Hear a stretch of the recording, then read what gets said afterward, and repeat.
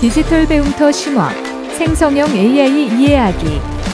음악을 만드는 인공지능 작곡자, 노래하고 춤추는 인공지능 가수, 시와 소설을 쓰는 인공지능 작가, 그림을 그리는 인공지능 화가, 제품을 소개하는 인공지능 쇼 호스트. 이들의 탄생을 가능하게 한 건 생성형 인공지능 기술입니다. 어떻게 인공지능이 글을 쓰고 그림을 그리고 노래를 만드는 걸까요?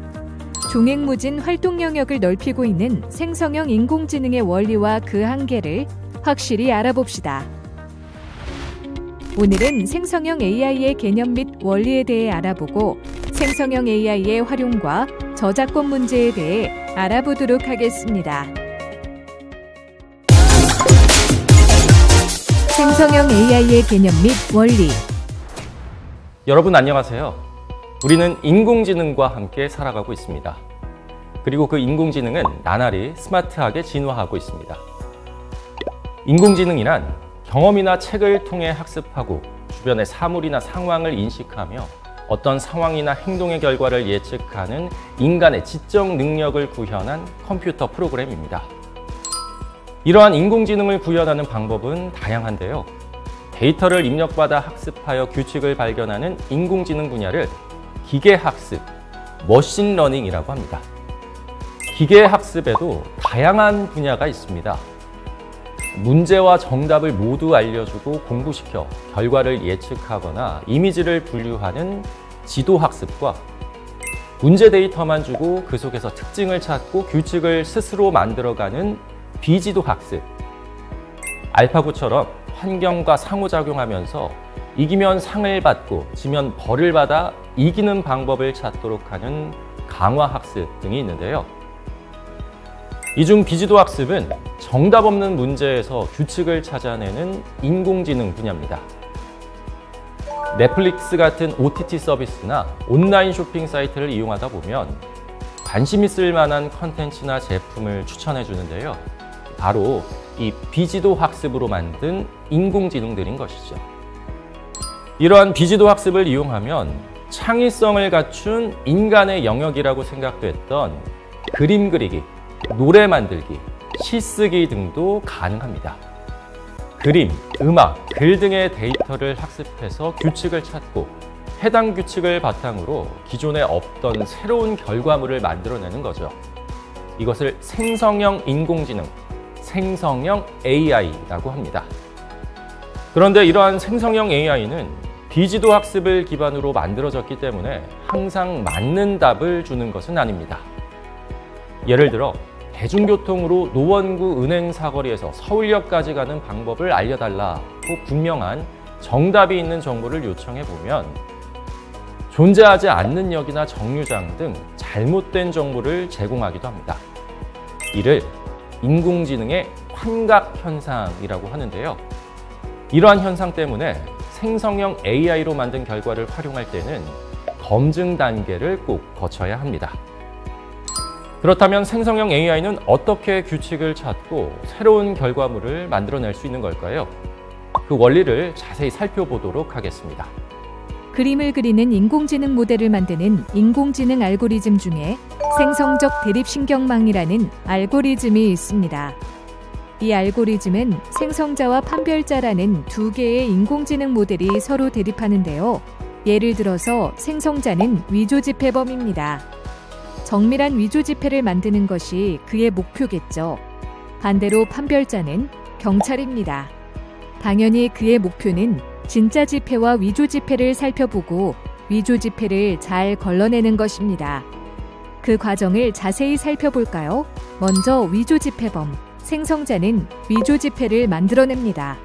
그리고 그 위조지폐, 즉 생성 이미지와 진짜 이미지인 진짜 지폐를 섞어서 판별자인 경찰에게 전달합니다. 경찰은 지폐 묶음에서 진짜와 가짜를 분류합니다. 위조지폐범은 어떤 이미지가 진짜로 분류되었는지 살펴본 후 들키지 않는 이미지의 규칙을 찾아내겠죠. 그리고 그 규칙에 따라 새로운 위조지폐를 만듭니다. 경찰 역시 진짜와 가짜를 비교하면서 가짜를 더 잘 찾아낼 수 있는 규칙을 수정하고 보완합니다. 이런 작업을 반복하면서 위조지폐범도 경찰도, 그러니까 생성자와 판별자 모두 실력을 쌓게 되는데요. 더 이상 판별자가 생성 이미지와 진짜 이미지를 제대로 분류할 수 없게 되면 학습이 종료됩니다. 그 결과 생성자는 진짜와 구분할 수 없는 이미지를 만들어낼 수 있게 되는 거죠. 이 생성자 모델을 이용하면 얼굴을 실시간 보정하거나 이미지를 다른 스타일로 변형하는 등 다양한 서비스를 만들 수 있습니다. 생성형 AI의 원리를 한 가지 더 알아볼까요? 인공지능이 텍스트 데이터를 다루려면 숫자로 변환시켜야 하는데요. 각 단어 간의 관계까지 반영해서 숫자로 바꾸는 것을 워드 임베딩이라고 합니다. 그리고 이 워드 임베딩을 인공지능 알고리즘으로 사용한 대표적 사례가 구글에서 만든 트랜스포머입니다. 트랜스포머는 텍스트를 이해하는 인코더와 새로운 텍스트를 생성하는 디코더로 구성되는데요. 예를 들어 I am a teacher를 임베딩한 후 트랜스포머 모델에 입력하면 인코더는 이 문장을 압축하고 디코더는 압축한 문장을 바탕으로 나는 선생님입니다 라는 새로운 문장을 출력합니다. 생성형 AI의 활용과 저작권 문제. 그렇다면 생성형 AI는 주로 어떤 분야에 활용될까요? 우리가 생각하는 것보다 훨씬 다양한 분야에 활용되고 있는데요. 먼저 텍스트 생성형 AI의 경우 매일 많은 글을 써야 하는 뉴스 분야에서 활발히 활용되고 있습니다. 대표적인 예가 기사 3줄 요약 서비스인데요. 많은 정보를 빠르게 습득하기를 원하는 사람들을 위해 긴 기사를 3줄로 요약해주는 서비스입니다. 또 인공지능 기자가 아예 기사를 작성하기도 하는데요. 미국의 LA타임스에서는 퀘이크봇이라는 인공지능으로 지진 속보 기사를 작성하고 있습니다. 뿐만 아니라 날씨나 스포츠 기사를 작성하는 생성형 AI도 있습니다. 사실 날씨나 스포츠 기사는 같은 패턴이 반복되는 경우가 많아서 다른 뉴스보다는 인공지능이 기사를 작성하는 데 유리한데요. 퀘이크봇처럼 인공지능이 기사 초고를 완성하면 기자가 이를 정리해 기사를 완성하는 방식입니다. 인간의 창의력과 기획력이 중요하다고 생각되는 광고 카피를 만드는 생성형 AI도 있습니다. JP모건은 2019년부터 인공지능 카피라이터를 고용했으며 국내에도 다양한 생성형 AI 카피라이터가 개발돼 소상공인 광고 서비스뿐만 아니라 백화점 광고 카피와 판촉 행사 소개 문구 제작에도 활용되고 있습니다. 그리고 프로그램 코드를 작성하는 인공지능도 있습니다. 1000명 이상의 직원을 둔 미국 기업의 개발자 500명을 대상으로 설문조사를 한 결과 92%가 생성형 AI의 도움을 받아 코드를 작성하고 있고 이 중 70%는 업무에 도움이 된다고 답했습니다. 이미지, 소리 생성형 AI의 경우 게임 개발에 아주 적극적으로 활용되고 있습니다. 사용자가 얼굴과 음성, 체형, 성격 등을 선택하면 생성형 AI가 개별 사용자를 위해서 캐릭터를 생성하는 게임들이 만들어지고 있습니다. 그뿐만 아닙니다. 작곡을 하거나 편곡을 하는 생성형 AI도 있습니다. 멜로디와 장르를 지정하면 이에 맞추어 작곡을 하는 인공지능도 있고 음원 파일을 입력하고 원하는 스타일을 지정하면 편곡을 하는 인공지능도 있습니다. 이렇게 생성형 AI가 개인은 물론 산업 등 여러 분야에 활용되면서 저작권 문제가 대두되고 있습니다. 우수한 생성형 AI를 만들기 위해서는 많은 데이터가 필요하고 많은 생성형 AI 개발사가 인터넷에 있는 데이터를 사용하지만 사전에 저작권 사용 동의를 받지 못한 경우가 많기 때문입니다. 생성형 AI를 활용한 이미지 생성 서비스를 제공하는 회사를 상대로 원작자들의 동의 없이 웹에서 이미지를 스크래핑해 AI 도구를 학습시켰고 결과적으로 예술가 수백만 명의 권리를 침해했다는 소송이 제기되기도 했고 동의 없이 자신의 글을 학습한 인공지능이 수익을 창출한다면서 변호사가 소송을 제기한 사례도 있습니다. 이렇게 생성형 AI의 학습에 사용된 데이터와 관련해 저작권 소송이 많은 이유는 뭘까요? 바로 아직 법이 명확하지 않기 때문입니다. 사람들도 인터넷에 올라온 글을 보고 학습하고 참고해서 글을 씁니다.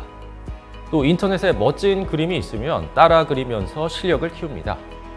그렇지만 따로 저작권을 주지는 않죠. 하지만 인공지능은 사람과는 다른 문제며 계속 사회적 파급력이 커지고 있어서 법적인 정립이 필요합니다. 뿐만 아니라 인공지능을 이용해 만든 결과물에 대한 저작권 문제도 해결해야 할 과제입니다. 관련 사례를 한번 볼까요? 1884년 미국 대법원에서 카메라로 찍은 사진에 대한 저작권 보호 여부를 결정하는 판결이 있었습니다. 사진은 카메라에 의하여 만들어진 결과물이기 때문에 인간의 저작물이 아니라는 주장과 사람이 피사체와 구도를 정해 카메라를 이용해 촬영하기 때문에 저작권의 보호를 받을 수 있다는 주장이 팽팽했습니다. 당시 미국 대법원은 저작자의 독창적인 지적관념이 표현된 사진은 저작권 보호를 받을 수 있다고 판결했는데요. 즉, 사진이라는 결과물을 만든 행위의 주체를 카메라가 아닌 사람에게 둔 판결입니다. 반대되는 사례도 있었습니다. 2011년 영국의 한 사진작가가 인도네시아를 여행하던 중 원숭이가 카메라를 낚아채 사진을 찍는 일을 경험했는데요. 이 작가는 원숭이가 사진을 찍을 수 있도록 자신이 환경을 조성했기 때문에 자신에게 저작권이 있다고 주장했습니다. 반면 동물보호단체는 사진을 찍은 원숭이에게 저작권이 있다고 주장했죠. 결론적으로 미국 법원은 이 사진은 인간이 찍은 것이 아니기 때문에 저작권이 없다고 판결하였습니다. 환경을 사람이 만들었다고 하더라도 사진이라는 결과물을 만든 주체가 사람이 아닌 원숭이이기 때문에 이 결과물은 저작물이 아니라고 판결한 것입니다. 그렇다면 사람이 생성형 AI를 이용해서 이미지나 음악 등을 만들었다면 그 결과물의 저작권은 어떻게 되는 걸까요? 우리나라 광주과학기술원이 개발한 작곡 인공지능 이봄은 그동안 30만여 곡을 만들었고 그중 3만 곡을 팔아 6억 원의 매출을 올렸습니다. 그런데 지난 2022년 7월 이봄이 만든 곡에 대해 저작권료를 지급해온 한국음악저작권협회가 저작권료 지급을 중단했습니다. 우리나라의 저작권법에서 저작물은 인간의 사상 또는 감정을 표현한 창작물을 말합니다. 이 기준에 의하면 이봄이 만든 곡은 저작물이 아니기 때문에 저작권법의 보호를 받을 수 없는 것입니다. 사람이 인공지능이라는 도구를 이용해 결과물을 만들었을 때 그 결과물을 사람이 아닌 인공지능이 만들었다고 단언할 수 있을까요? 또 인공지능을 결과물을 만드는 전체 활동 중 일부분만 이용했다면 어떻게 될까요? 이러한 논란들로 인해 생성형 AI 사용에 대한 입법을 요구하는 목소리가 나오고 있습니다. 앞서 살펴본 것처럼 생성형 AI는 점점 더 발전하고 정교해지고 있지만 간혹 어처구니 없는 실수를 저지르기도 합니다. 예를 들어서 생성형 AI인 카카오 아수겁에게 2020년 서울의 최고 기온이 가장 높았던 날을 질문한 결과 8월 26일이고 최고 기온은 39.6도라고 답했는데요. 기상자료 개방 포털에서 실제 2020년에 서울의 최고 기온이 가장 높았던 날을 확인한 결과 35.4도였던 6월 22일이었습니다. 아수겁의 답변과 차이가 있었죠. 뿐만 아니라 생성형 AI가 범죄에 이용되는 경우도 있습니다. 생성형 AI를 이용해 가족 목소리를 복제한 보이스피싱 범죄가 곳곳에서 발생하고 있죠. 그리고 생성형 AI를 이용한 가짜 뉴스도 등장하고 있습니다. 이런 문제들로 인해 전 세계적으로 인공지능에 대한 규제가 필요하다는 지적이 나오고 있습니다. 2023년 5월에 진행된 G7 정상회의에서는 생성형 AI의 이용 및 규제 등에 관한 가이드라인 제정 등 결과물을 내놓기로 합의했습니다. 그리고 세계 각국에서도 생성형 AI 규제에 대한 논의가 다양하게 진행되고 있습니다. 생성형 AI는 앞으로도 다양한 분야에 활용될 것으로 예상됩니다. 이러한 생성형 AI의 활용은 많은 장점을 가지고 있지만 동시에 범죄에 악용되거나 잘못된 정보를 전달하는 등의 문제도 생기고 있습니다. 또 기존 창작물을 무단으로 사용하는 오남용 문제도 있죠. 따라서 법적, 제도적 규제가 필요하며 생성형 AI를 윤리적으로 올바르게 활용해야 한다는 점을 기억해 주시기 바랍니다. 감사합니다.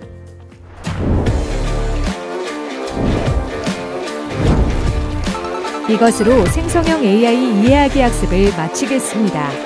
감사합니다.